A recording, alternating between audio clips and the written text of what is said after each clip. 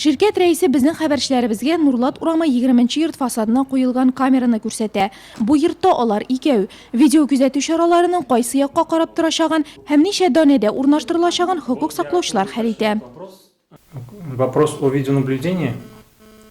Video kuzatuv masalasi bizning shaharimizda eshik ollarımızda bik aktual. Yashovchilarning umumiy ham shaxsiy milkin saqlovda bik muhim narsa. Chunki kameralar fasadga berkitiladi, podyezdga kiruv eshigan avtomobillar qo'yi o'rnini ko'rsatib tura. Eshik oldi tulayim kuzatuv ostida degan so'z. Bizda 21 yurt, shularning 19sida kameralar tura. Bo'lmaganlarida yashovchilarda qo'yi qiz deb tilak bildirdilar. Әміне qaysi yurtlarga qo'yiluvi turak milikchilari ixtiyorida. Yashovchilar jiyilish o'tkazib, kameralar kerakmi, yo'qmi ekanini hal eta ola.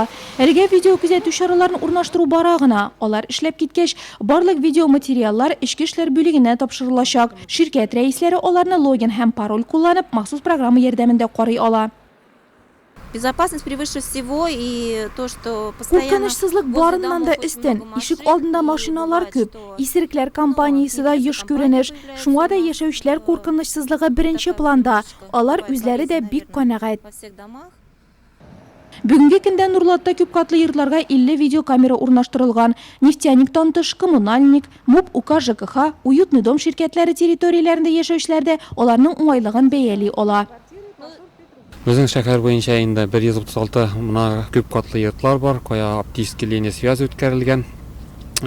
Шул мына квартираларда инде davlatdagi Patta Telekom shunday usubi bilan o'tkara qo'ya videokameralar birinchisi kunda Nurlat bo'yicha 41 domda montaj ishlari tamomlangan ham bugungi kunda vaqtincha ishlar 9 domda montaj ishlari bor. Жительләрнең qo'rqinchsizligi, anары теге имуществолары сак булды инде берәр машина бәрелеп китә сразу күренер һәм шул вакытта полиция хезмәткәрләренә дә закон бузучыларны тоткарларга табырга җиңелрәк булыр инде.